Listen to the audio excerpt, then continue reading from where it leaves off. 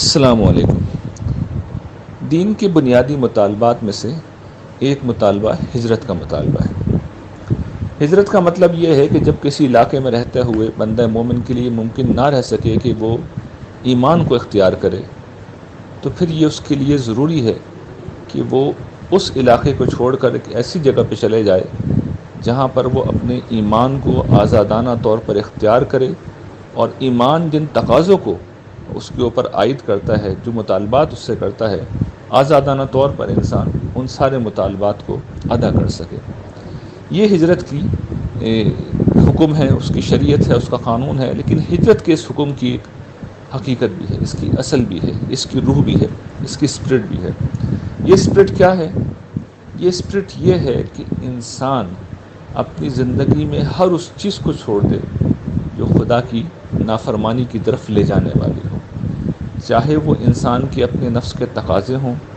چاہے وہ ماحول میں بکھری ہوئی آلائشیں ہوں، چاہے ارد گرد کے وہ لوگ ہوں جو اسے گناہوں کی طرف بلا رہے ہیں۔ تو انسان کے اوپر لازم ہے کہ اپنے نفس کے ان تقاضوں کو وہ چھوڑ دے، وہ اپنے اس خاص ماحول کو چھوڑ دے، وہ ارد گرد کی ان لوگوں کو چھوڑ دے، وہ ارد گرد اور ماحول میں بکھری ہوئی ان آلائشوں کو چھوڑ دے۔ اسے ہر شخص پر ہر لمحے، ہر دن، ہر صبح، ہر شام ہجرت کا یہ تقاضا فرض ہے، اس لیے کہ یہاں ہر روز یہ ہوتا ہے کہ خدا کی نافرمانی کی طرف کوئی نہ کوئی بلاتا ہے۔ کبھی کوئی ماحول بلاتا ہے،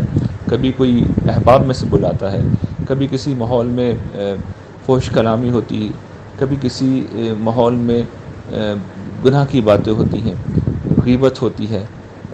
اتہام اور بہتان ترازی ہوتی ہے، تو اس ماحول کو چھوڑ دینا چاہیے۔ کبھی کسی ماحول کے اندر فواہش ہوتے ہیں، اس ماحول کو چھوڑ دینا چاہیے۔ کبھی ہمارے اندر سے ایسے تقاضے اٹھتے ہیں، ہمارے بیوی بچوں کی طرف سے ایسے تقاضے سامنے آتے ہیں جو خدا کی نافرمانی پر مبنی ہوتے ہیں، تو ہمیں انہیں بھی چھوڑ دینا چاہیے۔ تو ہجرت کی اس اسپرٹ کو ہمیشہ اپنے اندر ہمیں زندہ رکھنا چاہیے کہ جب کبھی خدا کی نافرمانی کا کوئی موقع ہوگا، ہم اس نافرمانی کی بات کو، ماحول کو، لوگوں کو چھوڑ کر خدا کی طرف، اس کی فرما برداری کی طرف ہجرت کر جائیں گے۔